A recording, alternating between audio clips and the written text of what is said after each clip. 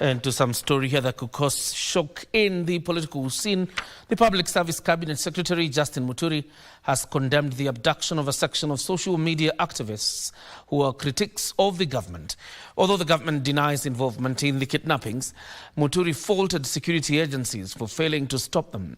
The former Attorney General narrated the tribulations his family was subjected to after the abduction of his son in June 2024, saying many are living in fear in their own country.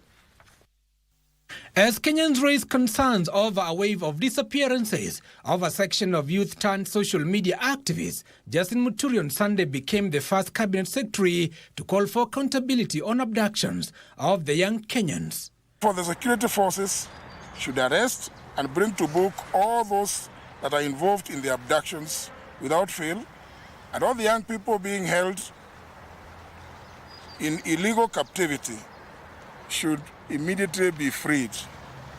The Public Service Cabinet Secretary recounted his son's kidnapping during the Gen Z-led anti-tax protest in June last year. I have personally served as my son was abducted and disappeared, and I was not sure whether he was alive or dead, making us anxious and leaving me and my wife and the rest of the family in turmoil. It must be remembered that at that time, I was the serving Attorney General of the Republic of Kenya, and as is well known, a member of the National Security Council as comprised under Article 240 of the Constitution. Muturi said although security organs have denied carrying out the vice, they have failed on their constitutional mandate to secure citizens. At a funeral in Embu County a week ago, the former Attorney General called out the government for claiming it does not know the whereabouts of the missing Kenyans.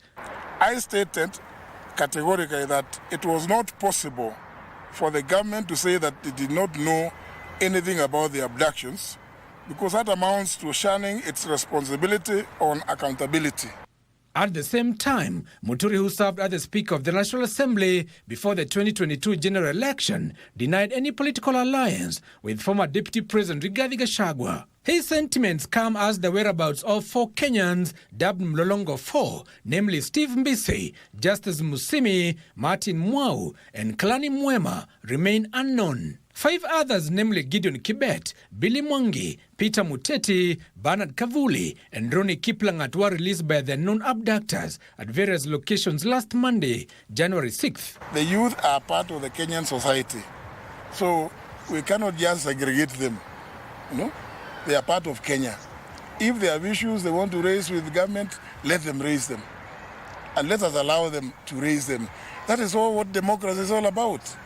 The Inspector General of Police Douglas Kanja and Directorate of Criminal Investigations Director Mohamed Amin have been ordered to appear before the Milimani High Court on January 27th to explain the mysterious abductions.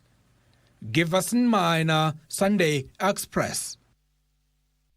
And I want to quickly read you a quick response here by the Directorate of Criminal Investigations, that is DCI, regarding the speech made today by the Honourable Justin Bidan Muturi, the Cabinet Secretary for Public Service, and says we wish to reassure the public that most of the abduction cases that were reported to the police have been successfully investigated and are now pending before court, and investigations into the current cases will be no exception.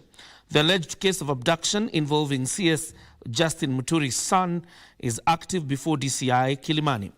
Considering that only the son volunteered to record a statement, we wish to invite CS Muturi and any other person with information on the incident to record statements with DCI Kilimani. And that is regarding that matter cited there by the Honourable Justin Bidan Muturi, the former Attorney General, now the Public Service Cabinet Secretary.